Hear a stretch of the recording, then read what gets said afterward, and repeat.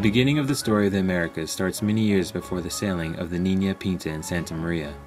Although Europeans declared these newfound lands the New World, millions of people had called this place home for generations, and in fact, some people across the Atlantic had already visited the Americas before 1492. Nevertheless, the story of European colonization generally starts with one man. Cristoforo Colombo, also known as Christopher Columbus, was an Italian who became obsessed with the idea of sailing west across the Atlantic Ocean to reach what is known today as China. In 1492, he set sail with 3 Spanish ships toward his goal. In Columbus's day, educated people knew the earth was round. What was debated was its size. Columbus actually misjudged the distance to China by over 6,000 miles. Luckily for Columbus, he came across the islands of the Caribbean in just 30 days. The inhabitants of these islands were not so lucky.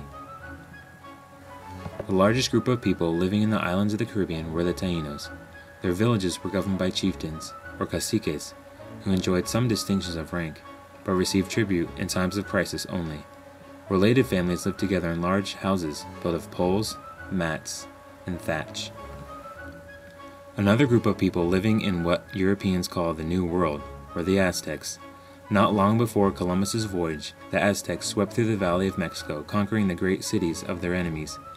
Agricultural stability allowed the natives of this area to structure their societies in more complex ways. In 1519, the Aztecs' largest city was Tenochtitlan, which contained 250,000 inhabitants. With such a great population, the Central American Indians formed governments which oversaw large areas, developed hieroglyphic writings, and an accurate solar calendar. The Iroquois were an association of several tribes of indigenous people inhabiting the lands of present-day New York State. Originally, each tribe was autonomous, but after European colonization in the 16th century, they came together in an association known today as the Five Nations. The Iroquois have a war-torn past, which consisted of tribal skirmishes and allied combat once Europeans invaded their homeland. Today, some historians argue that the Iroquois Confederation may have influenced the unionization of the United States.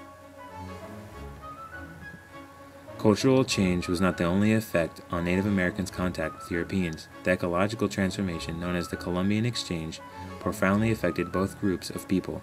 Some aspects were beneficial, such as the introduction of new foods, animals, and tools.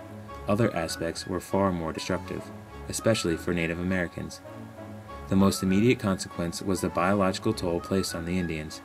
They died in the millions when they were exposed to European diseases. In the end, the Europeans were able to dominate the Native Americans. Though there were many diverse and strong groups such as the Taíno, Aztec, and Iroquois Indians, Europeans were able to pacify the natives enough, whether purposefully by the sword or unknowingly by disease, to claim the Americas as their own.